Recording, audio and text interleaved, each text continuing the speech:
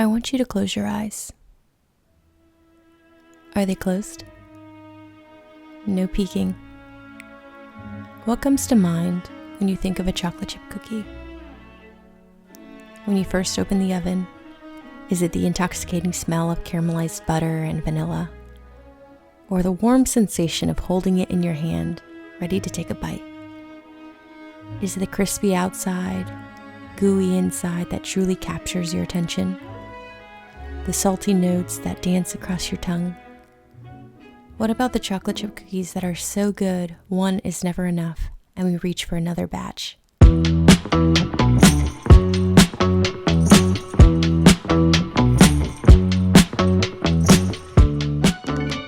Many say that our deep attachment to chocolate chip cookies has to do with our emotional attachment to them. When I think of chocolate chip cookies, I think of my mom, I think of home, I think of warmth, a comfy environment, and I don't think I'm alone in this regard. Part of what makes chocolate chip cookies so delicious and so good is how it makes us nostalgic of our childhood memories. Looking at the structure of chocolate chip cookies, their variety of textures offer stimulating sensations. A perfect cookie is slightly crunchy on the outside, crisp from all of that air pockets and the crumb of the cookie. At the center, it's softer, more dense from the chocolate. The chocolate gives us a melty mouthfeel that layers our tongue and the roof of our mouth. The caramelized butter, sugar, vanilla, and chocolate, and subtle notes of salt give us a balanced flavor profile. The saltiness highlights and enhances the pre-existing flavors. So, what makes the perfect chocolate chip cookie? I always say you get what you pay for. The higher quality of ingredients equates to the higher end result and final product. If you use cheaper,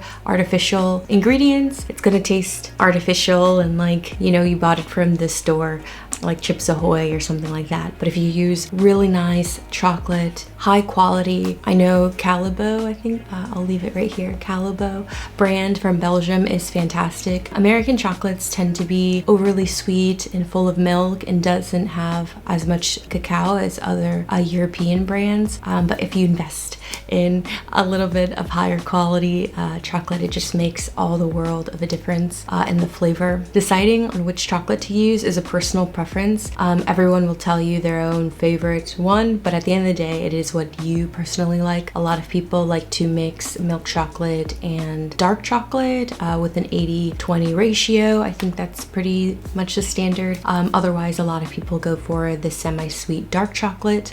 I personally like using a dark chocolate because with all the sweetness and sugar and everything, it's nice to have a little bit of the bitterness of chocolate plain. I don't think adding more milk and sugar in the chocolate and then adding that to the cookie is the best, but again, it is definitely a preference. But I do know that when you add a variety of different types of chocolate, it provides more depth to the cookie, so that's why a lot of people like mixing up different ratios of different chips within one cookie. That way when you bite it, you get like subtle notes of all these different flavors, but it's truly subjective.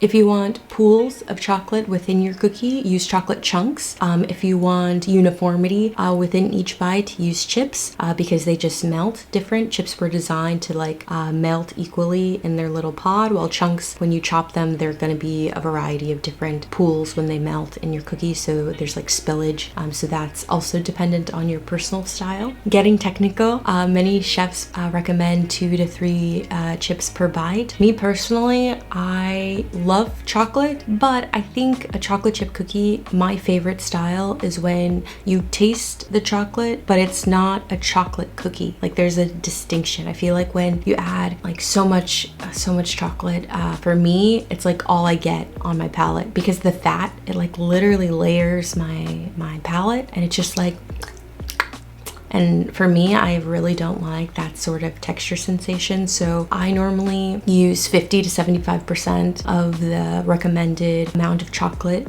that they ask for in a recipe. And a little secret tip, I use the mini chocolate chips because this distribution is key here. And so the distribution will be the same because they're so tiny. But when you bite the cookie, you actually taste the dough, vanilla, the other elements of the cookie instead of just chocolate. I just think it's sometimes too overpowering when you have it like that. So I think that using the mini chocolate chips really helps with the distribution, and then you get the chocolate flavor like it's a part of the equation, like they're dancing together, versus like chocolate and then a little bit of the other elements. So I really think that it helps to balance it all out. But for the chocolate aficionados, ignore me, like just do what you want. I feel like the perfect chocolate chip cookie is really on preference. Like my friend on the other hand loves chocolate, so the more the merrier. So if that's you, then add however much you want, and I think that's great. Okay, so what are some key essential tips that you need to know to take your basic chocolate chip cookie recipe over the top? Tip number 1 is to cream your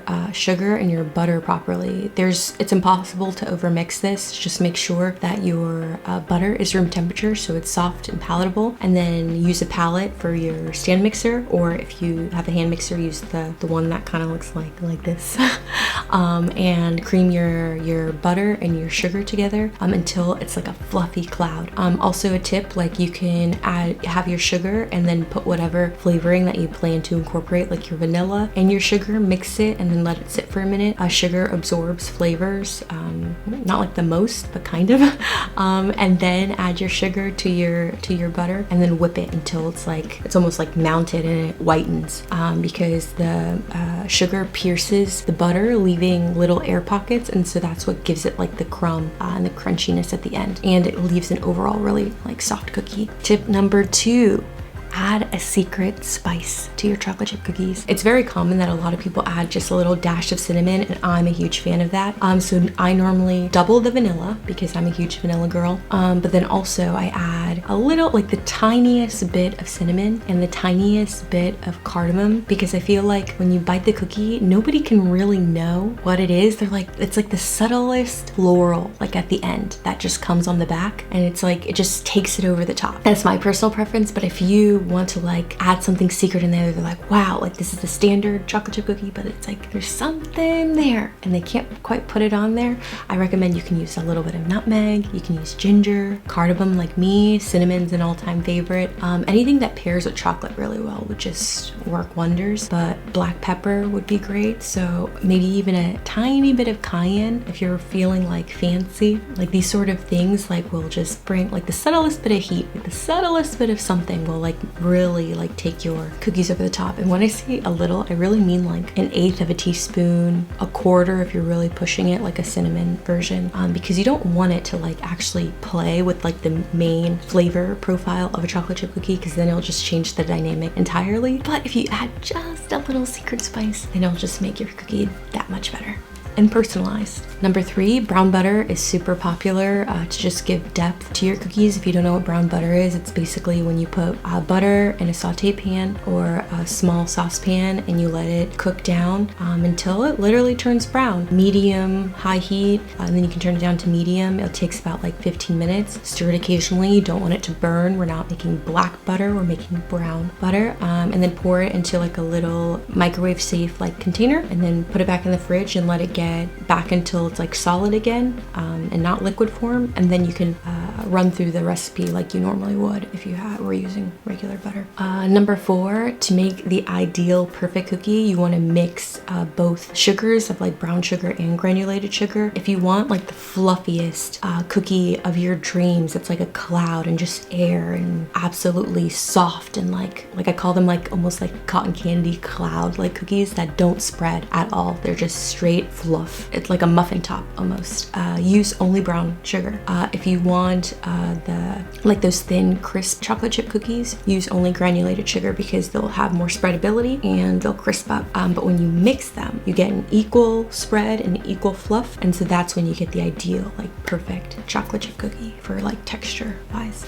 Tip number 5, make sure that you take out your cookies from the oven on time. Your cookies are done when they're brown along the edges, and so when you pull them, they may look look a little under by the time you pull them, but that's okay because they'll continue cooking. Like if you allow them to cool properly, they'll continue cooking on the tray and then seize up or like firm up a little bit and continue cooking. They won't be under anymore. And that's the ideal cookie. The last tip that I have for you, if you're not pressed for time, is to leave your dough in the fridge overnight because the flavors enhance everything. All the flavors kind of spread throughout the dough. It's like aging your dough is like the greatest baking tip I can ever give you. Like don't rush the process. Like good things take time. Like a lot of the most delicious cultural dishes you'll have in your life normally take 2-3 days of preparation because it's just stewing and going and going and going, you know? It's the same for baking. Like you can mix your ingredients and here's the dough, and if you eat it like that, it's great. But if you let it sit there, all the flavors get extracted. It's like brewing like a cup of tea. Like it's just spreading and spreading. And so the best thing to do to make your cookie dough just